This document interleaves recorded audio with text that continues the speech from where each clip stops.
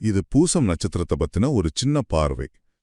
ஜோதிடத்துல கடகராசியில வர்ற பூச நட்சத்திரம் ரொம்ப முக்கியம். இது ஒருத்தரோட குணம், அவங்க வாழ்க்கையை எப்படி போகும், அவங்களுக்கு அதிர்ஷ்டம் எப்படி இருக்குதுன்னு ஒரு ஐடியா கொடுக்கும். அதாவது உங்களை பத்தியோ இல்ல உங்களுக்கு தெரிஞ்சவங்கள பத்தியோ சில விஷயங்களை புரிஞ்சுக்க அது ஹெல்ப் பண்ணும். சரி, முதல்ல பார்க்கலாம். இந்த பூசம் நட்சத்திரத்தை சனி பகவான் தான் ஆள்றாரு.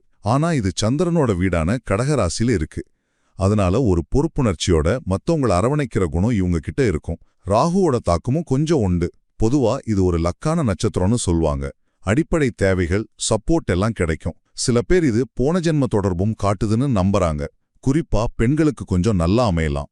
ரெண்டாவதா பாத்தீங்கன்னா, பூசத்துக்காரங்க காலத்துக்கு ஏத்த மாதிரி தங்களை மாத்திக்கிறதுல கெட்டிக்காரங்க. அதாவது புது டெக்னாலஜி, இப்போதைய ட்ரெண்ட்ஸ்னு கத்துக்க ரொம்ப ஆர்வமா இருப்பாங்க.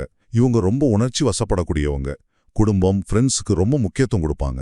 அப்பப்போ கொஞ்சம் பொசசிவா இருந்தாலும் ஈஸியா மன்னிச்சு மறந்துருவாங்க. புதுசா ஏதாவது கத்துக்கவும் ஆர்வமா இருப்பாங்க. கடைசியா, இந்த நட்சத்திரத்தோட 4 பாதங்களுமே கடகராசில தான் வருது. அதனால பிளானிங், பணம் சேர்க்கிற திறமை, சுதந்திரமான எண்ணம், குடும்பத்தோட பிணைப்புன்னு ஒவ்வொரு பாதத்துக்கும் ஒரு ஸ்பெஷல் குணம் இருக்கு. ஆனா சில சிக்கல்களும் இருக்கு. சில சமயம் கொஞ்சம் மெதுவா செயல்படுறது இல்ல சோம்பேறித்தனம் தெரியலாம்.